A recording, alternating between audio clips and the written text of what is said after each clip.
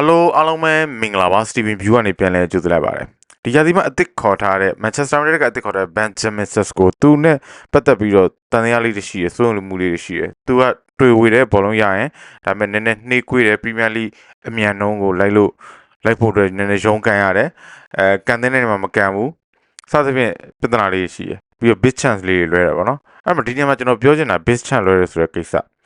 big chance ဆိုတော့ကြီးမားတဲ့အခွင့်အရေးပေါ့နော်ကြီးမားတဲ့အခွင့်အရေးရတယ်ဆိုတော့ကြီးမားတဲ့အခွင့်အရေးရအောင်နေတဲ့ထိုင်တယ်လို့အခွင့်အရေးရတာဖြစ်တယ်ဟာလန်ဆိုရင်ဒီရာသီမှာ big chance 16ချိန်လောက်လွဲပြီးသွားတယ်သူအများဆုံးပဲ Premier League မှာဒါပေမဲ့သူက9-20ရတယ်ဘာကြောင့်လဲဆိုတော့သူကနေတဲ့ထိုင်တတ်တယ်အဲ့တော့ဟာလန်လိုပုံကူတော်မှာပဲ16ချိန်လွဲထားတာဖြစ်တဲ့အတွက်ကြောင့်လွဲတာပြဿနာမဟုတ်ဘူးသူပို့ပြီးတော့ဖန်တီးပေးနိုင်ဘူးနောက်ကလူတွေပို့ဖန်တီးပေးနိုင်မယ်သူကိုယ်တိုင်နေတဲ့ထိုင်တတ်ရမယ်အဲ့လိုမျိုးတော့လိုတယ်အဲ့တော့ Benjamin Sesko မှာနေတဲ့ထိုင်တတ်လားပြီးခဲ့တဲ့ပွဲတော့ကသူကSesko က2ဂိုးသွင်းခဲ့တယ်ဒီရာသီ Premier League သွင်းကို4ဂိုးဖြစ်သွားပြီဒီပမာဏကပြီးခဲ့တဲ့ White Land တရားစီလုံးကစားခဲ့တဲ့ Premier League သွင်းကိုပမာဏနဲ့တူသားပြီအဲ့တော့ White Land ကိုပြန်လဲတန်းတာနေတဲ့သူတွေ White Land ဘယ်လိုအခြေအနေဖြစ်ခဲ့လဲဆိုတော့ဒါကိုပြန်ပြီးကြည့်ရင်သိတာပဲလို့ထင်တယ် Okay တော့ Loss of Benjamin Sesko ရဲ့ movement လေးတွေတစ်ချက်ကြည့်လိုက်အောင်နော်ဆိုတော့ပြီးခဲ့တဲ့ ban လေးနဲ့ပွဲမှာသူဘယ်လိုတွေ movement လုပ်လဲဒါကိုကျွန်တော်လှုပ်ထားတာရှိတယ်အဲ့တော့မှာဆိုရင်ဥကာဒီဘောလုံးရလာတယ်ဥကာဒီဘောလုံးရလာပြီးတော့ရှေ့က Bruno Fernandes ကိုပေးတယ်အဲ့အချိန်မှာ Sesko ကအဲ့ဒီဥကာဒီဘောလုံးပေးလိုက်တဲ့အချိန်မှာ Sesko ကနောက်တန်းလူ2ယောက်ကြားကိုသူစစ်နေတာကိုမြင်ရလိမ့်မယ်ဒီပုံမှာဆိုရင်စစ်တယ်သူအမှ Bruno တစ်ချက်ပြန်ကြည့်တယ်တစ်ချက်အဲ့ဒီ space ပေါ့နော်ဒီနောက်တန်းလူ2ယောက်ကြားတဲ့ကွက်လက်ကိုသူပြေးဝင်တယ်ပြေးဝင်ပြီးတောင်းတယ်သူတောင်းတဲ့ဟာကိုနံပါတ်29ကမြင်လိုက်တယ်မြင်လိုက်တော့သူပြေးကပ်ဖို့ကြိုးစားတယ်ဒါပေမဲ့ Bruno Fernandes ကဘောလုံးအမြန်ပူမြန်တယ်သူရှိလာတယ်အမှသူ့ရဲ့ jam ကအမြန်တန်းလို့ကောင်းပါ jam ကောင်းတယ်ဒါပေမဲ့ကိုယ်မရှိရောက်သွားလို့ဒါကတော့မတက်နိုင်ဘူးပေါ့နော်ဒါနည်းနည်းလေးဝေးပါရဲ့ penalty spot ကတိုက်ရတယ်ဒါပေမဲ့အဲ့ဒီ movement ကတော်တော်မိုက်တယ်တော့အဆင်ပြေတယ်ပေါ့နော်ဒီမှာဆိုရင်ဒါလူရှော့ရှိဘောလုံးရလာတယ်လူရှော့ဘောလုံးကင်လာတယ်ဘောလုံးကင်ထားပြီးတော့ရှေ့မှာသူ့ရှေ့မှာ Bruno ပေါ့နော်အဲ့ဒီအချိန်မှာဒီမှာနောက်က Sesko ရဲ့ position ကိုပြန်ကြည့်မယ်ဆိုရင်လူရှော့ရှိဘောလုံးရတဲ့အချိန်မှာ Sesko ကနောက်တန်းလူရဲ့ရှေ့မှာရှိနေသေးတယ်အဲ့တော့အဲ့မှာတစ်ချက်သူကြည့်လိုက်တယ်သူနောက်ကိုစစ်လိုက်တယ်ပေါ့နော်ခေါင်းလှည့်လိုက်တာကျွန်တော်မြင်ရတယ်စစ်လိုက်တယ်နောက်ကိုသွားဖို့ကြိုးစားတယ်နောက်အနောက်တိုင်ကွာနော်အမှ Bruno ရှိတော့ဘောလုံးမရသေးဘူးအမှ Bruno ရှိဘောလုံးသွားပြီ Bruno ဘောလုံးလက်ခံရရှိတဲ့အချိန်မှာနောက်မှာ space ကိုသူမြင်ပြီးသွားပြီ space ကိုသူပြေးဝင်ဖို့ ready ဖြစ်နေပြီ Bruno တစ်ချက်လှည့်အကြည့်မှာသူကလူလည်းမကြုံဘူးလုံးဝ space လည်းရပြီသာ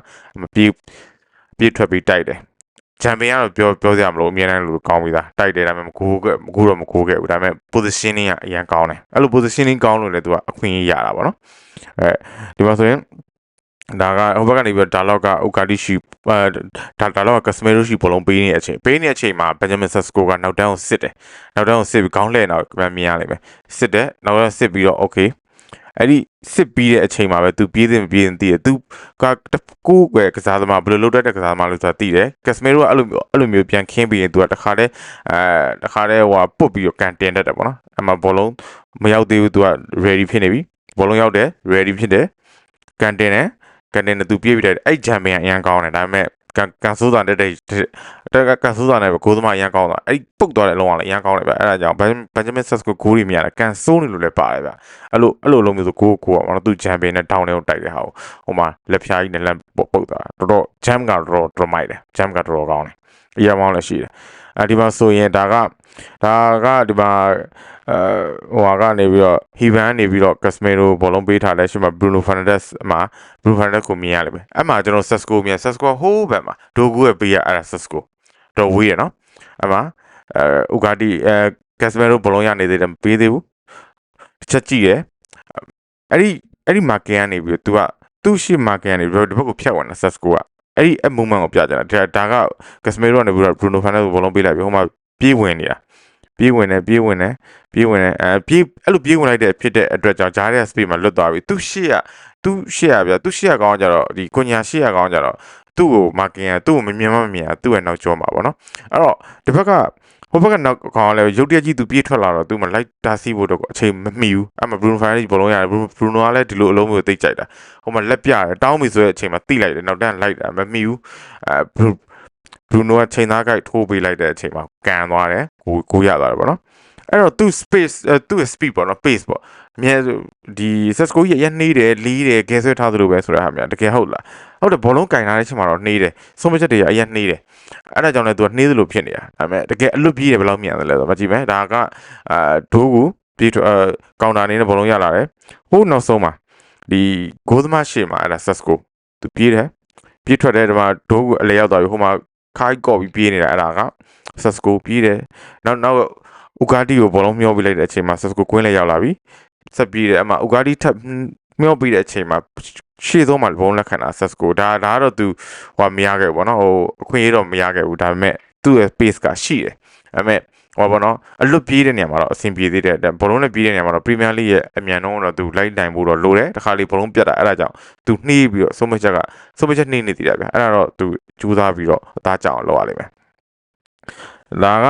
ဒီလုံးမှာကောင်းတာတော့ဗျာကျွန်တော်ရှေ့ပိုင်းကတော့မပြတော့ဘူးဒီမှာဒိုကူကဘောလုံးပေးတဲ့အချိန်မှာဥကာဒီ1-2ရိုက်ပေးလိုက်တာဇောင်းနဲ့ပေးချလိုက်တာလမ်းကြောင်းထဲမှာကွတ်တီပဲဒိုကူပြေးတယ်ဒိုကူပြေးပြီးတော့ early cross တင်ဖို့လုပ်တယ်အဲ့အချိန်မှာကျွန်တော် Sesco ရဲ့ movement ကိုပြချင်တာအဲ့မှာဒို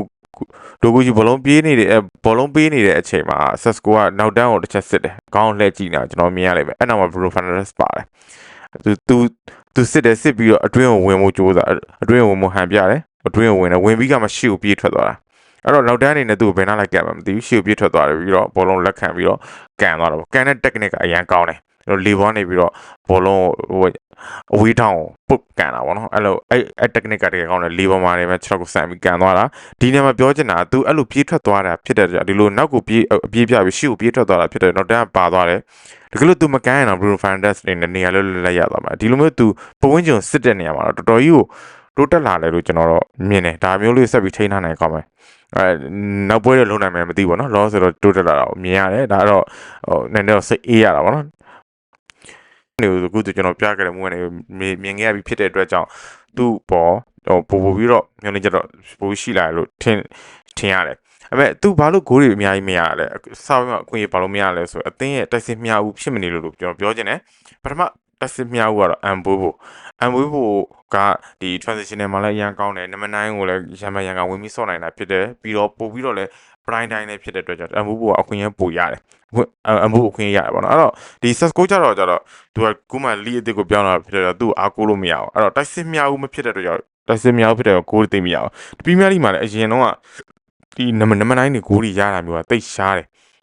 နံပါတ်9တွေကိုဦးစားမပေးဘူးမန်စီးတီးဆိုဦးစားပေးတယ်အာဆင်နယ်ဆိုဦးစားမပေးဘူးဒီလီဗာပူးဆိုဦးစားမပေးဘူးနံပါတ်9တွေကိုမသွင်းမနဲ့ပေးရ inside forward တွေပဲကိုသွင်းရတယ်များတယ်အဲ့တော့ဒီ Manchester United ဒိုနီတကောင်မဖြစ်တဲ့အတွက်ကြောင့် Sesco လို့ကိုမရတာအခုတော့အဘူမပါတဲ့အချိန်မှာ Sesco focal point ဖြစ်သွားတော့သူဂိုးတွေပိုရလာဒီမှာ HP ဒီအတွေ့အကြုံတွေပိုရလာမယ်ဒီရုပ်ယူမှုတွေပိုပြီးကောင်းလာမယ်လို့ထင်တယ်ဒီမှာအမ်ဘူပါလာရင်တော့သူတို့နှစ်ယောက်လုံးကိုသွင်းတော့ကျွန်တော်တို့ပိုကောင်းတာပေါ့နော်အဲ့တော့နောက်လည်းပဲဒီလိုမျိုးဆက်ပြီးလုပ်နိုင်မှုတော့ညွှန်လင်းတယ်ဒါပေမဲ့လောဆယ်တော့ဟိုဘာလို့မျောလင်းချက်ကောင်းလေးတွေကျွန်တော်တို့ခံစားရလို့မြင်ရတယ်အဲ့တော့ကျွန်တော်ဒီဖော်ပြပေးတော့သဘောကျနှစ်သက်မယ်လို့ဆင်ပါတယ် like subscribe share လေးကိုတောင်းဆိုပါကျွန်တော်နောက်မှပြန်တွေ့ကြမယ်အားလုံးပဲကျေးဇူးအများကြီးတင်ပါတယ်